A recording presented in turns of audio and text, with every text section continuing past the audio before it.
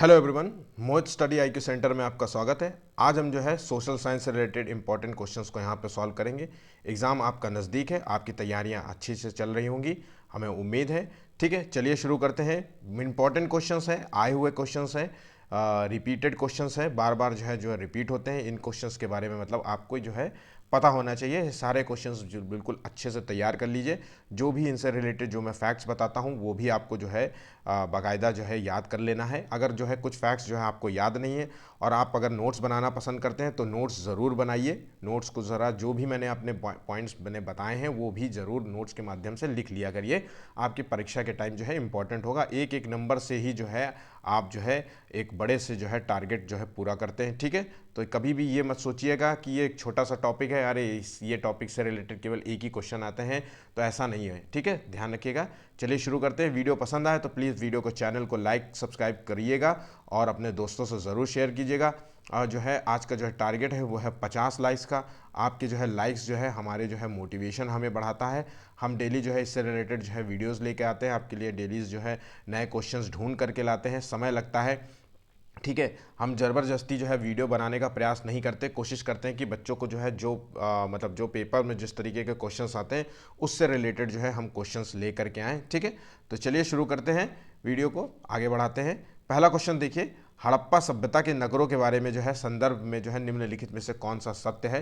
तो देखिए कल ही मैंने जो है हड़प्पा सभ्यता से रिलेटेड जो है सिंधु सभ्यता जिसे कहते हैं, हड़प्पा सभ्यता कह लो या सिंधु सभ्यता कह लो या जोदड़ो का सभ्यता कह लो, तो कोई भी जो है सभ्यताओं का नाम जो है आप देखिए।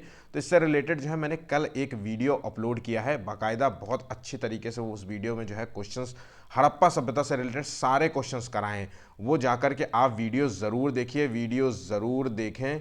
ठीक है, उस वीडियो को ज़रूर देखना है। ठीक है, उससे रिलेटेड क्या होगा कि जितने भी पेपर्स आते हैं, मतलब आप किसी भी स्टेट के एग्जाम्स ले लीजिए, कोई भी छोटा से बड़ा एग्जाम ले लीजिए, हड़प्पा सभ्यता से रिलेटेड जो है 1 से 2 क्वेश्चन ज़रूर आते हैं, मतलब 2 नंबर आपके पक्के इस माध्यम से। ठीक है, और बिल्कुल गलत नहीं होंगे। ठीक, चलिए तो देखिए इसमें क्या है, हड़प्पा सभ्यता के बारे में बताना है। तो लोथल और कालीबंगा में जो है जुते हुए हमें खेत के साक्ष्य मिले हैं और अग्निकुंड मिले हैं जहां पे यज्ञ यज्ञ किए जाते थे। तो देखिए ध्यान रखिएगा, इसमें जो है लोथल जो है इसका आंसर जो है गलत है।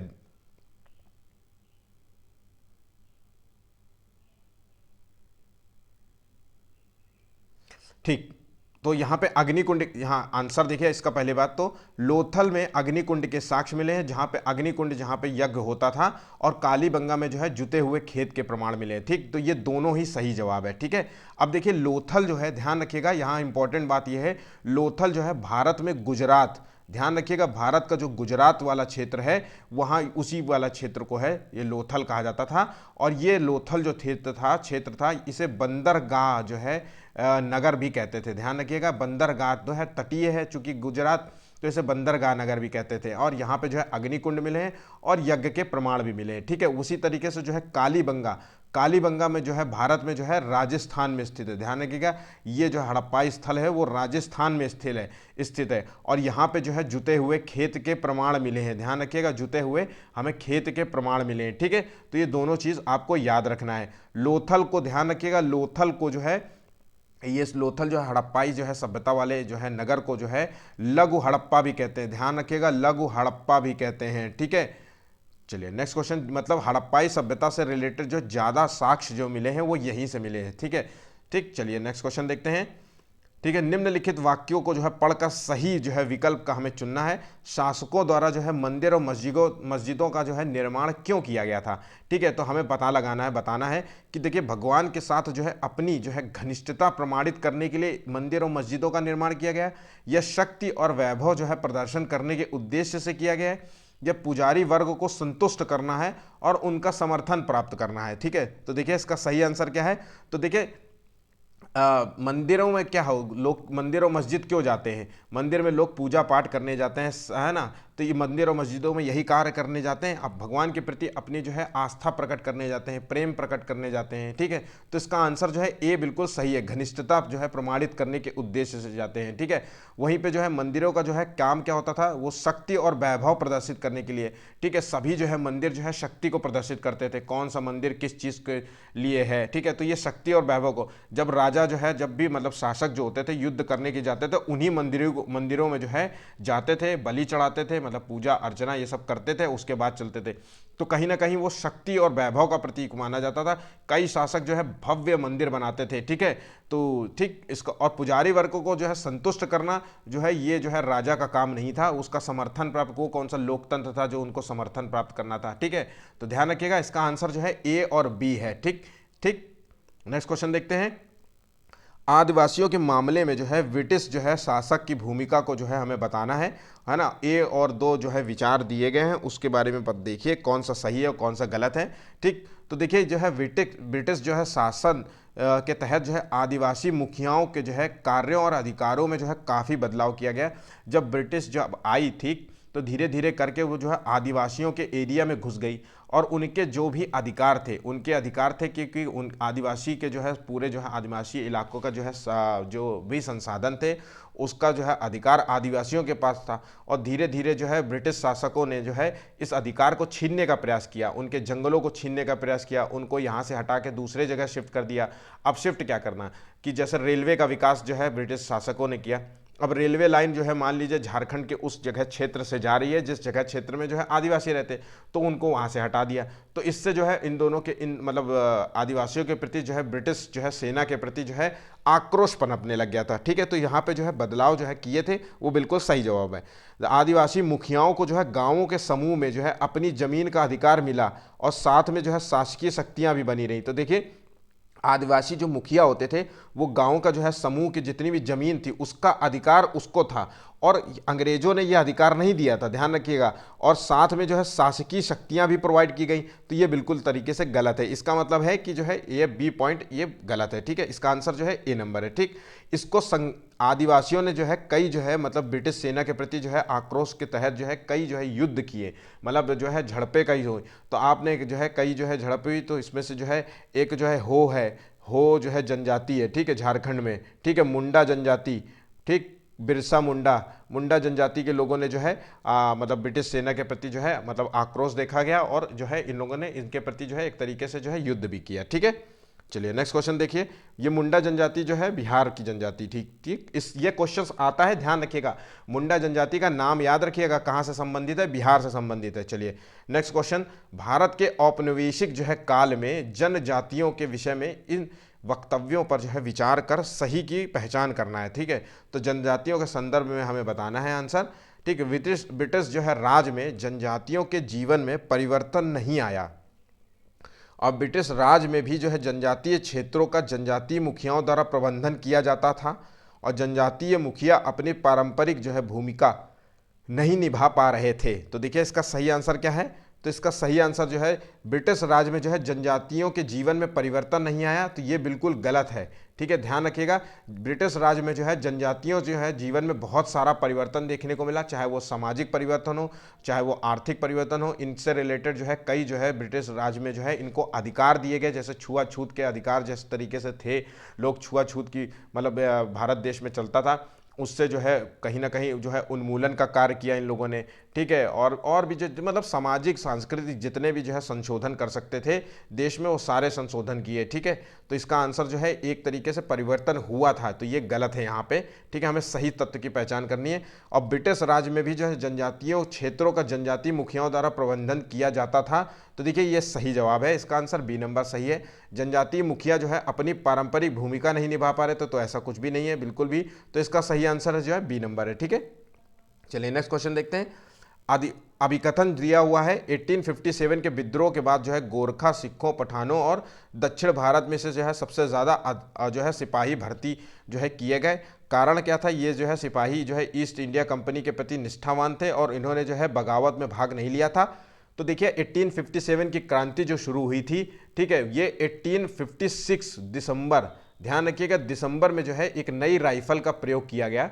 ठीक है, उस नई राइफल में जो है जो कारतूस डाली जाती थी, कारतूस में जो भरा हुआ मसाला डाला जाता था, उस कारतूस के ऊपर जो खोल था, खोल में जो है चर्बी प्रयोग की जाती थी सुअर और गाय की। और सुअर जो है मुसलमानों के लिए जो है मतलब वो उनका धर्म भ्रष्ट करती है, उसी तरीके से गाय जो है हिंदुओं के लिए जो है धर्म भ्रष्ट करती है।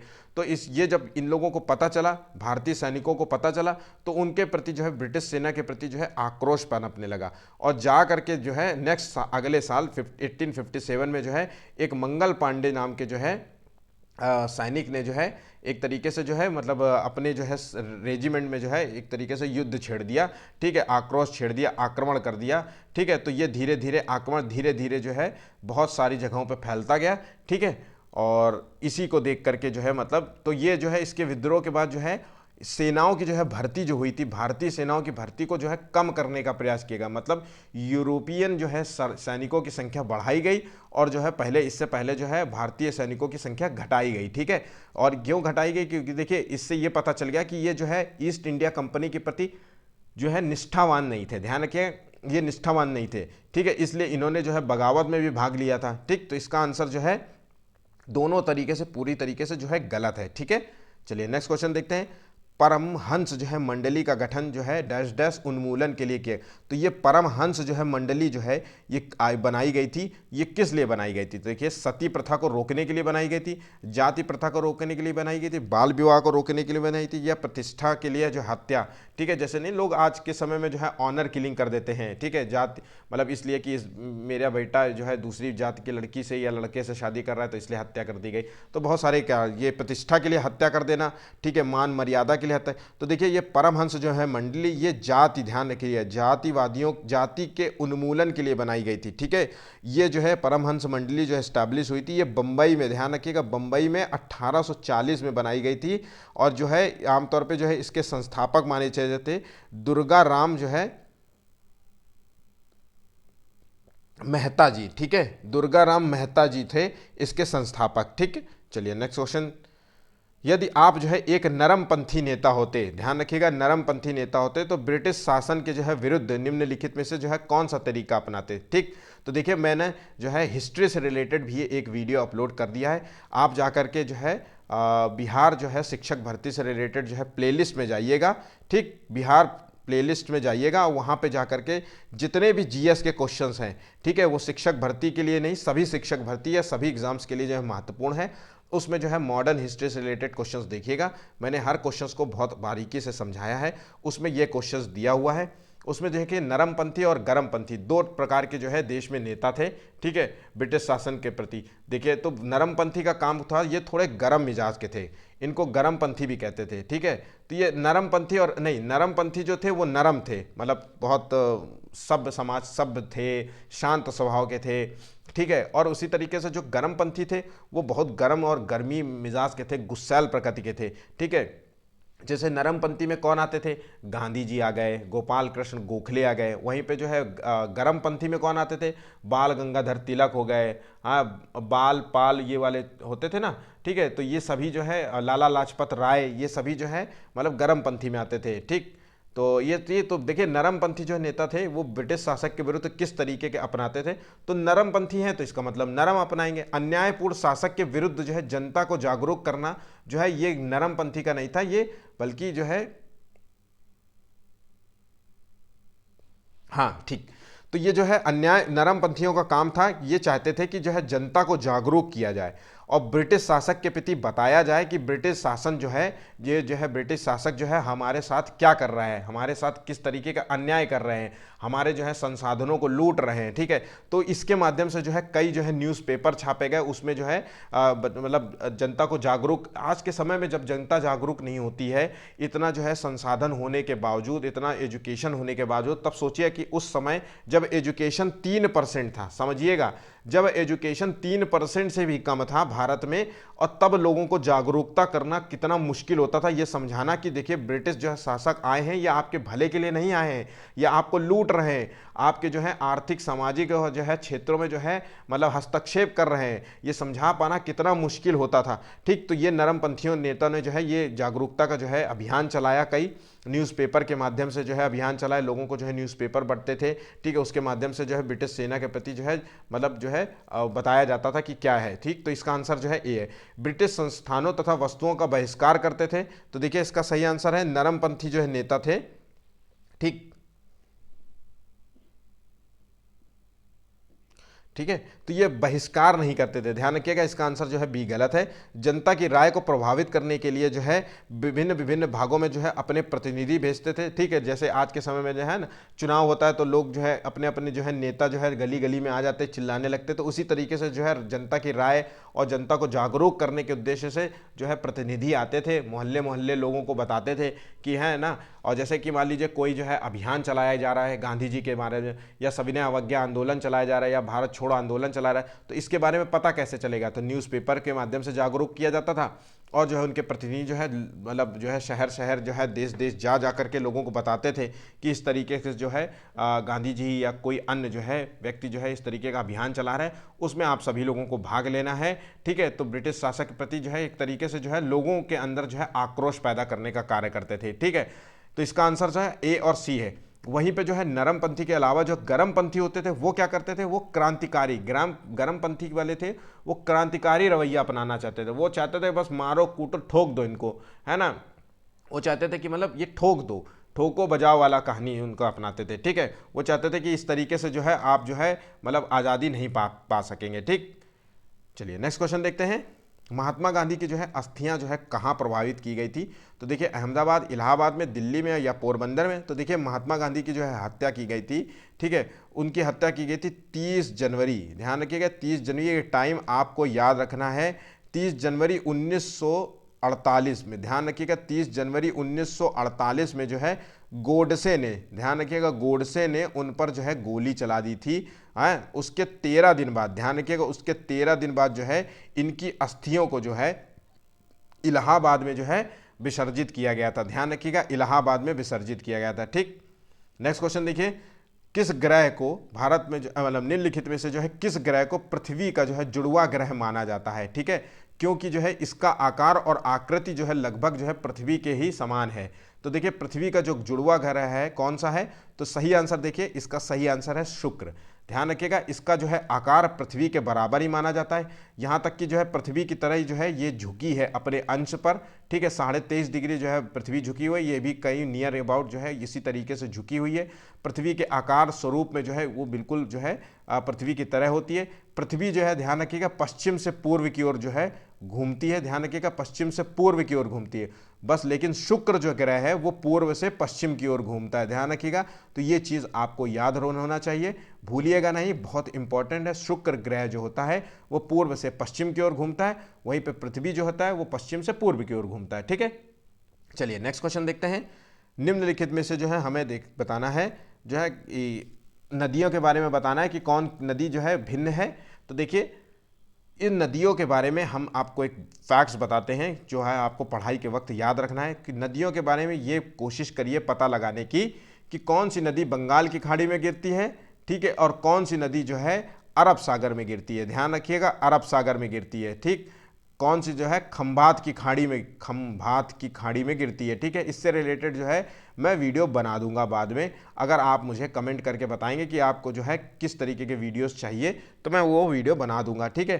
तो ये जो है क्वेश्चंस बहुत ज़्यादा पूछा जाता है, आप किसी भी कॉम्पिटिटिव एग्जाम्स में बैठ जाइए, नदियों से रिलेटेड में ये मोस्ट इंपॉर्टेंट क्वेश्चन होता है, ठीक है। कौन सी नदी पूर्व में बहती है, कौन सी नदी पश्चिम में बहती है, बहुत सिंपल है, एक ही जो है मतलब कुछ ही नदियां हैं जो इस तरफ बहती हैं, उनके बारे में बस एक पैटर्न जानना होता है। तो देखिए इसमें से जो है भिन्न है वो एक तापी नदी है, ध्यान रखिएगा तापी नदी कह लीजिए, ठीक, या फिर जो है ताप्ती नदी कह लीजिए, ठीक है। आपको जो है ये दोनों नाम जो है दिख जाएगा, ये भिन्न है, ठीक। तो देखिए कृष्णा, कावेरी, गोदावरी और महानदी ये सभी नदियां जो है बंगाल की खाड़ी में गिरती हैं, मतलब ये जो है पूर्व की ओर बहती हैं, ध्यान रखिएगा ये पूर्व की ओर बहती हैं। वहीं पे जो तापी नदी है ये पश्चिम की ओर बहने वाली नदी है और अरब सागर में गिरती है, ठीक है। चलिए नेक्स्ट क्वेश्चन देखते हैं। निम्नलिखित में से जो है कौन सा कथन भूमध्य सागरीय वनस्पतियों के संदर्भ में सही है, ठीक है। भूमध्य सागरीय वनस्पति कहां पाई, किस जो है, तो ये 30 से 40 डिग्री, ध्यान रखिएगा, 30 से 40 डिग्री उत्तरी और दक्षिणी अक्षांश में जो है ये वनस्पति, उत्तरी और दक्षिणी अक्षांश में जो है ये वनस्पति पाई जाती है। ठीक है, तो ये आपको याद रखना है डिग्री। ठीक है, तो ध्यान रखिए पूरे ग्लोब में जो है 30 से 40 डिग्री का जो है अक्षांश हो वो जो है भूमध्य सागरीय वनस्पति के दृष्टि से महत्वपूर्ण होती है। और ये जो है अक्षांश होता है, ये अक्षांश जो है इस 11 का जो है इसमें ये अक्षांश जो है कहाँ पे है, तो ये अक्षांश है कैलिफोर्निया।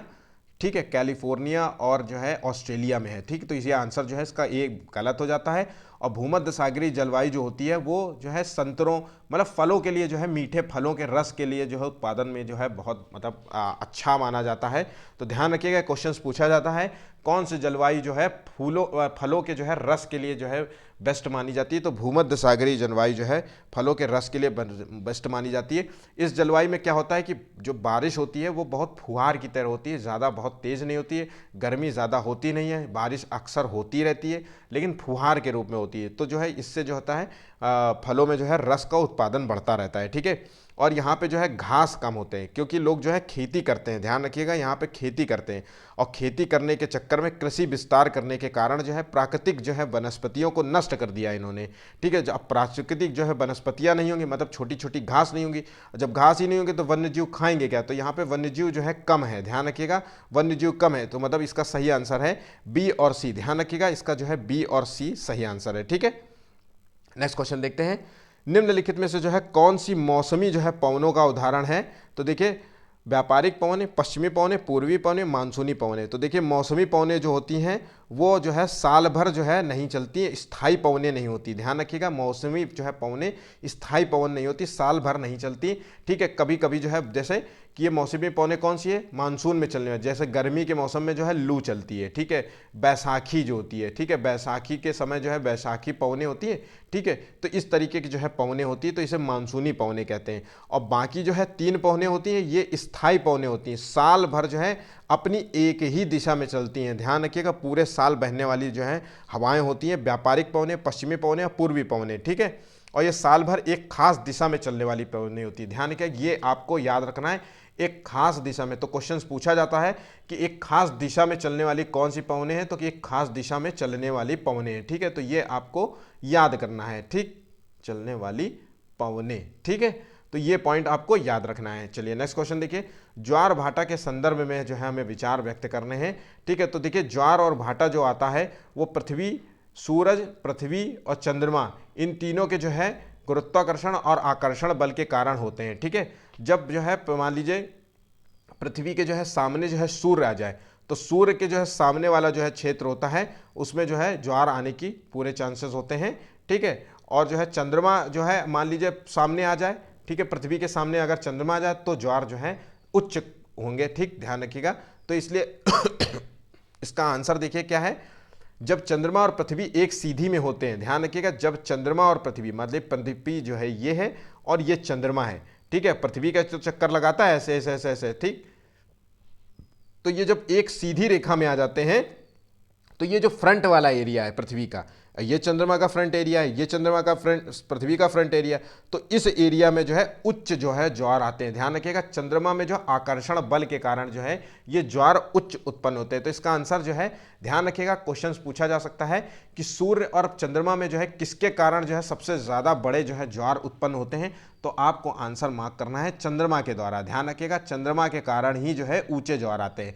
नेक्स्ट क्वेश्चन देखिए, सूर्य पृथ्वी का गुरुत्वाकर्षण जो है बल विपरीत दिशाओं से जो है महासागरीय जल पर पड़ता है तब जो है निम्न जो है ज्वार आते हैं। ठीक, तो देखिए अब इसको समझिए, पृथ्वी, अभी मैंने सूर्य और जो है पृथ्वी और चंद्रमा के बारे में बताया, अब मैं आपको बता रहा हूं पृथ्वी और ये मान लीजिए अर्थ है, पृथ्वी है, ठीक है, और ये है सूर्य। ठीक, तो सूर्य के कारण जो है ये स्थिति जो बनती है, ध्यान रखिएगा इस तरीके से जो चंद्रमा, पृथ्वी और सूर्य के बीच में जो है गुरुत्वाकर्षण बल के कारण जो है ज्वार की स्थिति उत्पन्न होती है।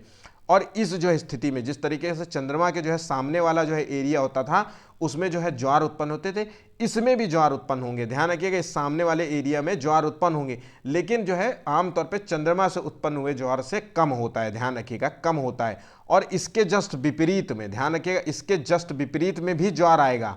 ठीक है, पर वो ज्वार जो होगा वो निम्न होगा, ध्यान रखिएगा निम्न ज्वार होगा।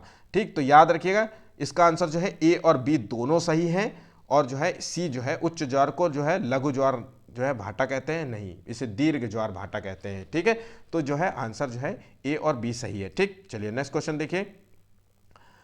परंपरागत जो है तरीके से जो है घने जंगलों, गर्म और ठंडे रेगिस्तानों में जो है आखेट और संग्रहण और स्थानांतरी जो है कृषि व ऋतु प्रवास हेतु लोग बनाते हैं स्थायी बस्तियां, अस्थायी बस्तियां, अर्ध जो है स्थायी बस्तियां और ना स्थायी ना अस्थायी। तो देखिए परंपरागत तरीके से जो है घने जंगलों में देखिए लोग जो है ऋतु प्रवास कब करते हैं, जब जो है वो संसाधनों की वहाँ पे जिस क्षेत्र में वो रहते हैं वहाँ पे संसाधनों की कमी हो जाए या किसी तरीके की कोई त्रासदी आ जाए, तो लोग जो है मान लीजिए जैसे कि गर्मी वाले जगह में कोई व्यक्ति रह रहा है, ठीक है, तो जब गर्मी पड़ेगी तो पानी की कमी हो जाएगी।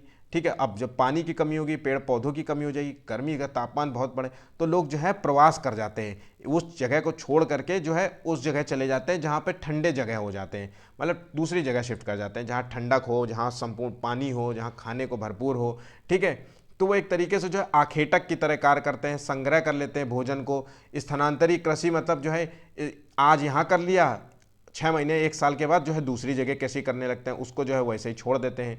ठीक है, 1 साल के लिए। तो ऐसे में जो है लोग जो है अपनी अस्थायी बस्तियां बसाते हैं, ध्यान रखिएगा अस्थायी बस्तियां बसाते हैं, बाद में फिर से जो है उसी जगह जो है पुनः वापस आ जाते हैं। ठीक है, नेक्स्ट क्वेश्चन देखिए, कौन सा जो है कारक प्रवास को जो है प्रभावित करने वाले जो है प्रतिकर्ष कारकों में से माना जाता है। तो प्रवास को प्रभावित करने वाले कारक कौन से हैं, तो देखिए इसका सही है कार्य हेतु जो है बेहतर अवसर प्रदान या बेहतर जो है स्वास्थ्य सुविधाएं, स्वास्थ्य की खराब सुविधाएं और अच्छे जो है शैक्षिक जो है संस्थान की अनुपस्थिति। तो देखिए प्रवास को जो है प्रभावित करता है वो चारों कारण प्रभावित करते हैं। जैसे कार्य हेतु बेहतर अवसर, अगर किसी व्यक्ति को जो है कार्य के लिए जो है बेहतर अवसर जो है किसी अन्य जगह पे मिल रहा है, मान लीजिए आप यूपी में रहते हैं और यूपी के व्यक्ति जो है प्रवासी बन करके जो है बम्बई चले जाते हैं, क्यों, क्योंकि वहाँ जा करके जो है उन्हें कार्य ज़्यादा मिल जाता है, पैसा ज़्यादा मिल जाता है। ठीक है, इसलिए जो है कार्य हेतु जो है वो बेहतर अवसर की तलाश में रहते हैं, इसलिए जो है प्रवासी कहलाते हैं, प्रवासी बन जाते हैं, किसी अन्य स्टेट में चले जाते हैं।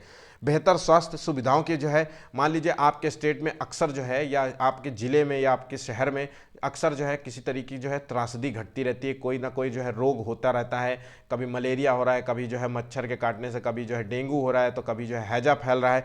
तो जो है बेहतर स्वास्थ्य सुविधाएं जिस स्टेट में होंगे वहाँ लोग छोड़ के चले जाएंगे। ठीक है, स्वास्थ्य सुविधाएं अगर खराब होंगी, ठीक, अगर आपके स्टेट में खराब होंगी तो इस स्टेट को छोड़ के दूसरे स्टेट में आ जाएंगे जहाँ पे स्वास्थ्य सुविधाएं अच्छी होंगी, वहाँ अच्छे जहाँ पे स्कूल अच्छे होंगे वहाँ पे चले जाएंगे जहाँ के तो बच्चों को जो है पढ़ाया जा सके, अगर आपके स्टेट में अच्छे जो हैं। तो देखिए इसका जो है आंसर जो है चारों, इसका आंसर सही है। ठीक है, चलिए नेक्स्ट क्वेश्चन देखिए, निम्नलिखित में से जो है कौन सा आयु जो है समूह जनसंख्या में जो है कार्यशील आयु के तौर पे, कार्यशील आयु के तौर पे कार्य करता है। देखिए इसका कार्यशील आयु का मतलब है वो लोग जो काम करके अपनी आजीविका चलाते हैं। कार्यशील आयु का मतलब है काम करके जो है, ठीक, मैं लिख देता हूँ, काम करके जो है, काम करके आजीविका चलाना, आजीविका, आजीविका चलाना। ठीक है, तो ये जो है लाना। ठीक, तो किस वर्ष से माना जाता है, तो देखिए इसका सही आंसर देखिए 15 से 65 वर्ष की आयु के बीच की आयु को जो है कार्यशील आयु कहा जाता है, और इसका जो है देश में अनुपात इस समय जो है 70% से भी अधिक है, ध्यान रखिएगा 70% से भी अधिक है। ठीक है, चलिए नेक्स्ट क्वेश्चन देखते हैं, संस्कृति विविधता, सांस्कृतिक जो है विविधता के प्रति आदर रखते हुए इनमें से जो है कौन सा कथन उचित रहेगा। तो देखिए सांस्कृतिक विविधता मतलब ऐसा कुछ करना जो वहाँ की संस्कृति को जो है दर्शाए। ठीक है, जैसे यूपी में जो है हम जो है जोर शोर से जो है मतलब दिवाली का त्यौहार मनाते हैं। ठीक है, उस दिन दिवाली का त्यौहार मनाते हैं, जैसे होली जो है खूब मनाते हैं, तो लोग कहेंगे ना कि होली जो है, होली सांस्कृतिक जो है मतलब विविधता को जो है दर्शाता है। ठीक, इसी तरीके से जो है अरुणाचल प्रदेश की महिलाएं जो है मेखदार सादोर पहनती हैं। तो देखिए ये पता होना चाहिए और ये मोस्ट इंपॉर्टेंट क्वेश्चन है, अगर आपको ये नहीं पता है तो इसको एक कॉपी में लिख लीजिए या स्क्रीनशॉट ले लीजिए। स्क्रीनशॉट में जो है मैं लिखा हुआ चीज़ें आपको हो सकता है आप अपने हाथ से लिखेंगे ज़्यादा होगा। तो देखिए ये मेखदार जो होती है, ड्रेस होती है, ये असम में प्रयोग की जाती है, ध्यान रखिएगा असम में प्रयोग की जाती है।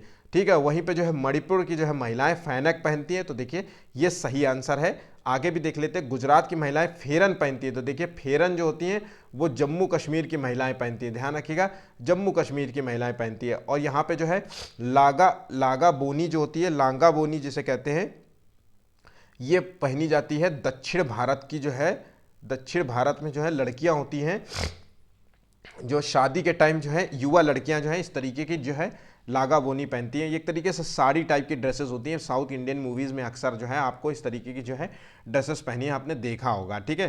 तो चलिए इसका आंसर जो है बी नंबर है, जो मणिपुर की जो है महिलाएं होती हैं वो फैनक जो है पहनती हैं और ये उनकी जो है सांस्कृतिक विविधता को दर्शाती है, ठीक है, उनके प्रति के प्रेम को दर्शाती है, ठीक। कौन सा जो है कथन जो है पूर्वाग्रह को जो है प्रदर्शित करता है, दर्शाता है, ठीक है। तो देखिए पूर्वाग्रह का मतलब है कुछ खास लोग जो हैं, कुछ खास लोग या वर्ग के बारे में जो है अपने जो है कुछ विचार रखते हैं, ठीक है। तो ध्यान रखिएगा, जैसे लड़का और लड़की के बारे में जो है कई लोग विचार रखते हैं और उससे जो है बाहर नहीं निकलने का प्रयास करते हैं, ठीक है, तो उसी को कहते हैं पूर्वाग्रह। तो देखिए 50% से भी अधिक जो है भारतीय गाँवों में रहते हैं। तो देखिए पूर्वाग्रह जो है क्या ये दर्शाता है कि गाँव में रहते, तो ये क्या तो देखिए पूर्वाग्रह को दर्शाता है। तो इसका देखिए नेक्स्ट ऑप्शन देखिए, शहरी जीवन खर्चीला है और लोगों की जो है कमाई का बड़ा हिस्सा जो है किराए और आवागमन पर जो है खर्च होता है, या फिर जो है कटाई के जो है दिनों में जो है गांव के लोग 12 से 14 घंटे जो है खेतों में काम करते हैं। एक सेकेंड,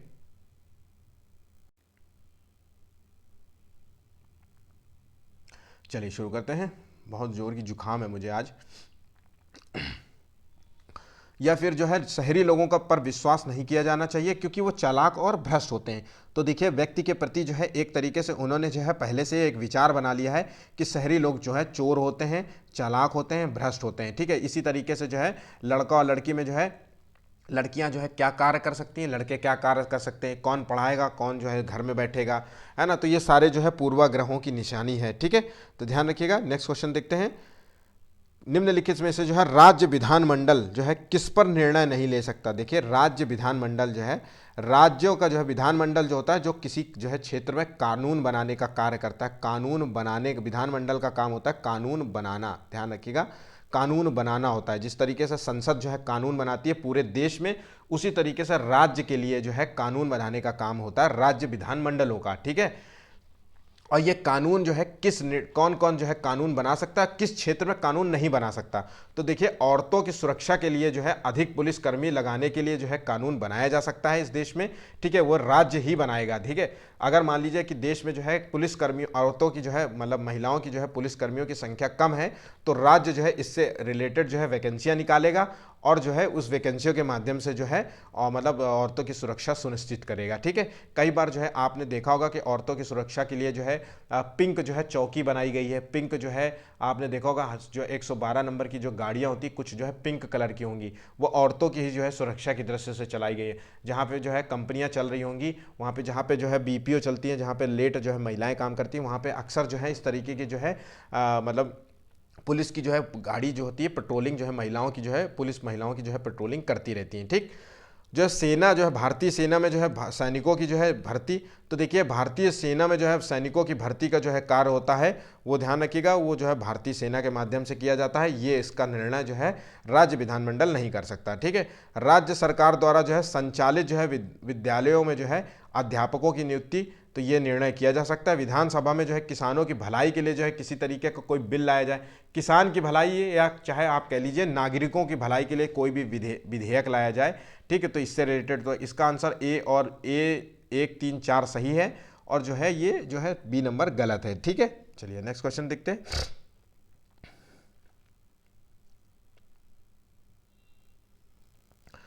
मध्याह्न जो है भोजन होता है, ठीक है, मिड डे मील जिसे कहते हैं, ठीक है। मिड डे मील जो है ये जातिगत जो है पूर्वाग्रहों को तोड़ने में सहायता करता है।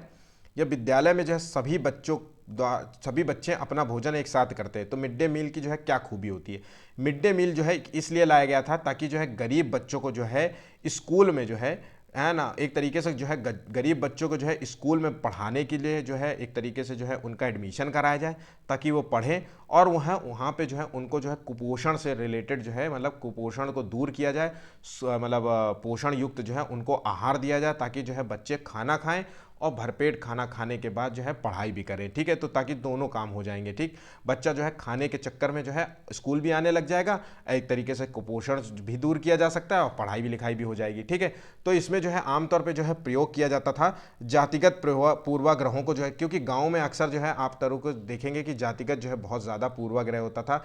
ठीक है, तो इससे जो है एक तरीके से जो है वो मतलब जातिगत पूर्वाग्रह जो है टूटने में सहायता मिली। ठीक, सभी प्रकार के जो है सभी जाति के बच्चे जो है एक ही क्लासरूम में पढ़ते हैं, एक ही साथ जो है बैठ कर के खाना खाते हैं, एक साथ खाना खाते हैं, तो एक तरीके से जो है जातिगत जो है पूर्वाग्रहों को जो है कम करने में जो है सहायता मिली, मदद मिली। ठीक है, इसका आंसर जो है दोनों ही सही है और व्याख्या भी करता है। ठीक, चलिए नेक्स्ट क्वेश्चन देखते हैं। दिहाड़ी मजदूर जो है क्या होता है? तो देखिए दिहाड़ी मजदूर जो होता है डेली वेजेस पे काम करने वाला होता है, डेली।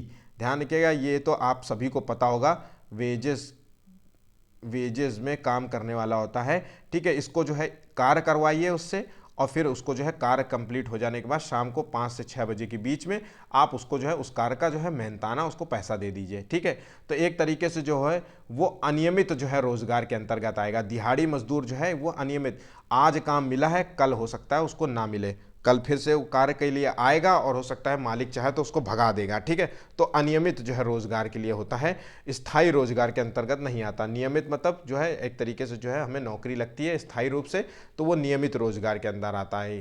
ठीक है, चलिए नेक्स्ट क्वेश्चन देखते हैं। ऐसे लोगों की जो है अनियमित जो है रोजगार मतलब दिहाड़ी मजदूरों की जो है सामाजिक सुरक्षा और आर्थिक सुरक्षा जो है इनको नहीं मिल पाती है। ठीक है, सोनम जो है एक सरकारी फैक्ट्री में जो है तदर्थ कर्मचारी हैं। उन्होंने जो है इसमें से जो है कौन सा वाक्य इनकी जो है कार्य स्थिति की विशेषता को दर्शाता है? तो देखिए तदर्थ कर्मचारी का मतलब होता है टेम्परेरी, ध्यान रखिएगा, टेम्पोरेरी। ठीक है, टेम्परेरी जो है कर्मचारी के तौर पे, आज काम मिला है और 4 दिन बाद जो है काम, जैसे टेम्परेरी मान लीजिए मैंने जो है इस कार्य के लिए बुलाया कि भैया ऐसा है कि ये फैक्ट्री है और फैक्ट्री में जो है आपका ये कार्य है और 10 दिन में ये आपको कार्य निपटाना है और 10 दिन के बाद मैं आपको जॉब से हटा दूंगा। ठीक है, तो ये तदर्थ कर्मचारी होते हैं।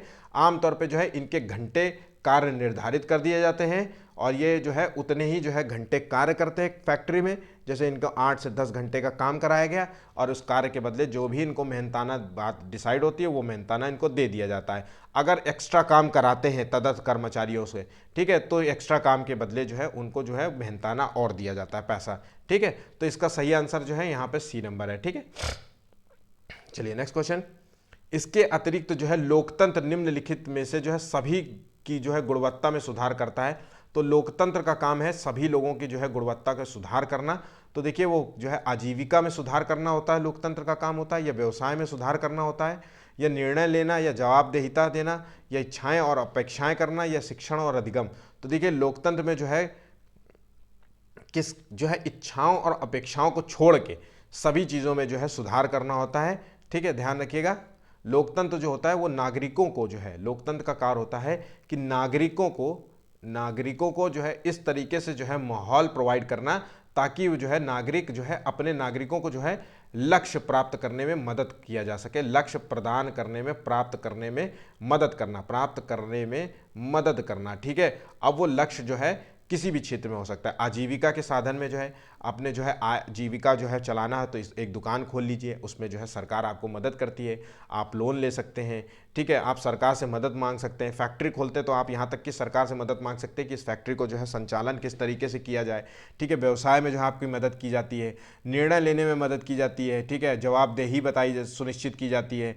ठीक है, आपने अगर किसी से जो है क्वेश्चंस पूछा है, ठीक है, किसी सरकारी कर्मचारी से क्वेश्चन पूछा है तो वो जवाबदेही देनी पड़ती है, क्योंकि लोकतंत्र में जो है सभी के लिए कार्य होता है। ठीक है, शिक्षण में जो है मतलब जवाबदेही होती है, अधिगम प्रक्रिया में जो है जवाब हर चीज़ में होती है, लेकिन इच्छाएं से रिलेटेड यहाँ पे कोई कार्य नहीं होता। ठीक है, भारतीय संविधान में जो है कौन सा भाग व्यक्ति के जो है प्रति राज्य के कर्तव्यों से संबंधित है? ठीक है, तो राज्य के प्रति जो है कर्तव्य, ध्यान रखिएगा, इसमें जो है प्रति राज्य के कर्तव्य लिखा है, राज्य के प्रति कर्तव्य को सुनिश्चित करता है, राज्य के प्रति जो है कर्तव्य, ठीक है, तो मतलब ये कौन सा जो है भारतीय संविधान में कौन सा जो है आर्टिकल दिया हुआ है जो राज्य के को जो है ये बताता है कि आपके क्या कर्तव्य है। हर नागरिकों के कर्तव्य होते हैं कि आपको जो है ये नहीं करना है, आपको ये करना है, ये हमारे कर्तव्य है ना, मौलिक कर्तव्य हैं, ठीक है, नैतिक कर्तव्य है। ठीक, तो उसी तरह राज्य को भी बताया गया है कि आपको क्या कर्तव्य है और इससे रिलेटेड आपको कार्य करना है।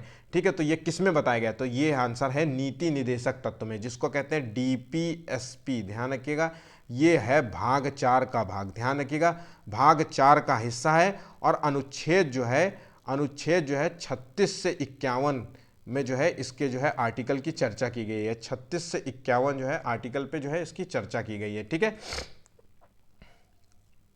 इसमें जो है राज्य के कुछ कर्तव्यों को बताया गया है, जैसे सभी के लिए जो है शिक्षा के लिए कार्य करना, ठीक है, और पर्यावरण सुरक्षा के लिए कार्य करना, ठीक है, और जानवर वन्य जीव के संरक्षण के लिए कार्य करना। तो इस तरीके से जो है कुछ जो है कर्तव्य बताए गए हैं। ठीक, 36 से 51 आर्टिकल याद रखिएगा, ये भूलना नहीं है आपको। ठीक है, चलिए नेक्स्ट क्वेश्चन देखते हैं।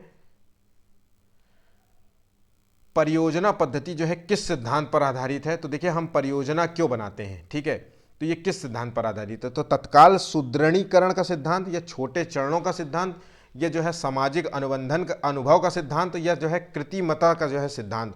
तो देखिए हम परियोजना के माध्यम से जो है हम अपने कार्य को जो है सुनिश्चित करते हैं, और जो है इस परियोजना के बारे में हम अपने कार्य को सुनिश्चित करते हैं कि हम कार्य कैसे करेंगे। ठीक है, तो करके सीखना जो है इसका जो है मूल जो है लक्षण होता है। ठीक है, परियोजना के माध्यम से हम जो है कैसे कार्य करेंगे, कंप्लीट कैसे करेंगे, है ना, तो इसका जो होता है। ठीक है, इसके माध्यम से जो है बच्चे जो है सहयोग, ध्यान रखिएगा, सहयोग और गतिविधियों के माध्यम से जो है मतलब अपनी जो है क्वालिटीज़ जो है बढ़ाते हैं। सामाजिक अनुबंधन के सिद्धांत पर यह आधारित होता है। ठीक है, ध्यान रखिएगा, एक अच्छी परियोजना जो होती है समाज की ज़रूरतों को ध्यान में रखकर जो है लाई जाती है। ठीक है, तो ये पॉइंट आप याद रखिएगा। चलिए नेक्स्ट क्वेश्चन देखिए, निम्नलिखित में से जो है कौन सी गतिशील जो है चरण में शिक्षार्थियों को सीखने में उनकी प्रगति के जो है प्रति जागरूक होने में मदद करेगा, तो देखिए सीखने में उनकी जो है प्रगति के प्रति जागरूक होने में मदद करेगा। तो निर्माणात्मक जो है मूल्यांकन, योगात्मक, प्लेसमेंट और नैदानिक मूल्यांकन। तो देखिए निर्माणात्मक जो है मूल्यांकन का मतलब निर्माण करना, ठीक है, इसको कहते हैं रचनात्मक मूल्यांकन भी कहते हैं, रचनात्मक जो है मूल्यांकन भी कहते हैं। तो रचनात्मक मूल्यांकन का कार्य क्या होता है, सीखने का आकलन, मतलब किसी व्यक्ति के जो है सीखने का आकलन करना, यहाँ सीखने में जो है उसकी प्रगति के प्रति जागरूक होने में मदद करना। ठीक है, तो ये बच्चों को जो है कमजोरियों और ताकत की पहचान करने में उसकी मदद करना।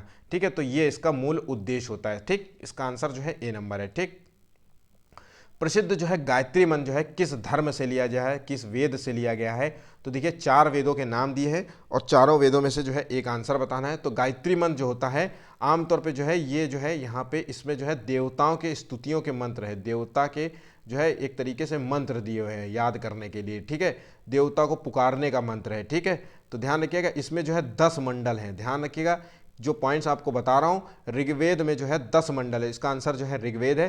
तो इसमें जो है ऋग्वेद में जो है इस मंत्र में जो है देवता के मंत्र है, देवता को पुकारने याद करने का मंत्र है। बहुत सारे जो है मतलब जो है श्लोक दिए हुए गए हैं। ठीक है, इसमें 10 मंडल का प्रयोग किया गया है, और जो ये है ऋग्वेद में जो है गायत्री मंत्र लिया गया है वो तीसरे मंडल से लिया गया है, 3rd जो है नंबर के मंडल से जो है ये गायत्री मंत्र लिया गया है। ठीक है, चलिए नेक्स्ट क्वेश्चन देखिए, नंद राज्य का जो है संस्थापक कौन माना जाता है, तो देखिए नंद राज के जो है 4 ऑप्शंस दिए हैं। नंद राज का जो है संस्थापक है महापद्म नंद। ध्यान रखिएगा ये नंद राज का जो है सबसे शक्तिशाली जो है राजा था। ध्यान रखिएगा सबसे जो है शक्तिशाली जो है था, ध्यान रखिएगा। और इसका नंद राज्य का जो है सबसे आखिरी था वो था घनानंद। ठीक है,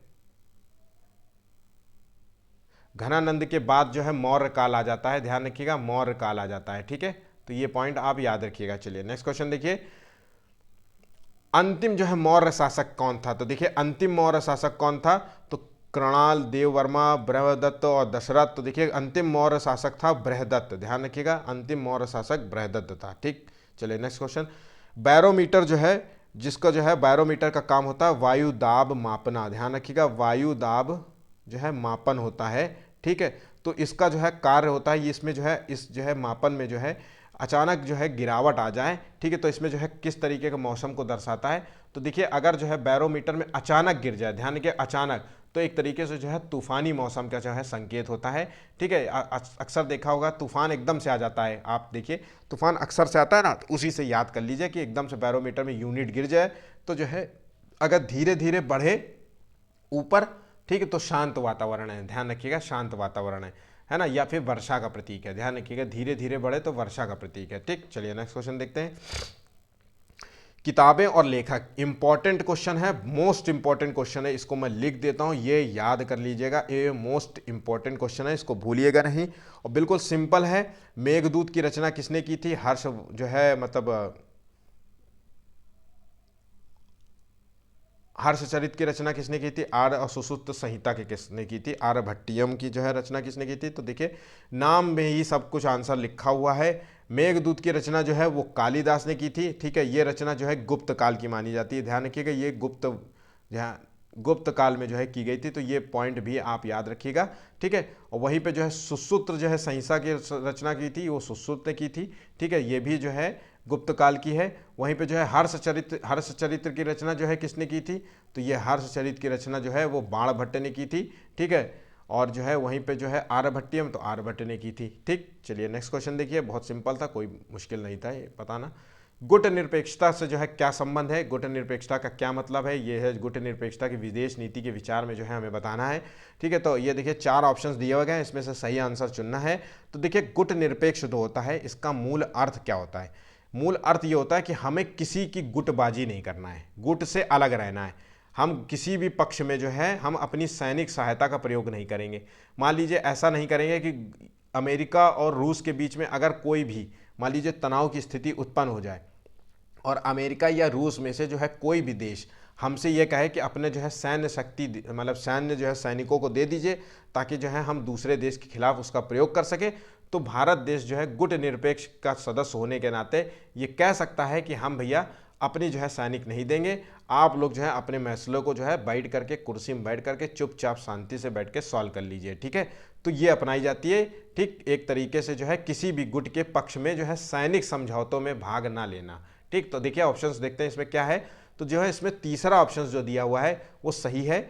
अमेरिका और सोवियत संघ से जो है प्रतिस्पर्धा के लिए जो है नए स्वतंत्र देशों को मिलाकर शक्ति केंद्र का तीसरा मोर्चा बनाने के लिए, ठीक है, या फिर जो है नहीं ये तीसरा नहीं है इसका आंसर, अमेरिका और सोवियत संघ के साथ तटस्थ रहने, अलग रहने का, जिससे जो है दोनों देशों के साथ कूटनीतिक संबंध हमारे बने रहे। इससे क्या होगा, जब हम दोनों देशों के प्रति जो है हम अपने सैनिक नहीं देंगे तो ये आपका अपना मसला है, इससे क्या होगा कि कम से कम दोनों देशों के प्रति जो है संबंध हमारे नहीं बिगड़ेंगे, हमारे कूटनीतिक जो है संबंध बने रहेंगे, हमारा राजनीतिक जो है संबंध उनके साथ बने रहेंगे, ठीक है। नहीं तो ऐसे में क्या होगा कि अमेरिका ये कहेगा अच्छा तुमने हमारे खिलाफ ही जो है अपने लोगों को, एक तरीके से पूरी तरीके से गलत हो जाना हो जाता है ना, तो इसलिए जो है ये गुट निरपेक्ष नीति अपनाई जाती है, अक्सर जो है भारत इसका इस्तेमाल करता ही रहता है, ठीक है। चलिए नेक्स्ट क्वेश्चन, कर्क रेखा के संबंध में बताना है कि देखिए भारतीय राज्यों से गुजरती है, तो ये आपको पता होना चाहिए। तो कर्क रेखा जो होती है वो 8 राज्यों से होकर गुजरती है, ये आपको याद रखना है। भारत के जो है 8 राज्यों से होकर गुजरती है और अब पूरे विश्व में जो है 17 देशों से होकर गुजरती है, ठीक, ये भी आपको याद रखना है। पूरे विश्व में जो है 17 देशों से होकर गुजरती है।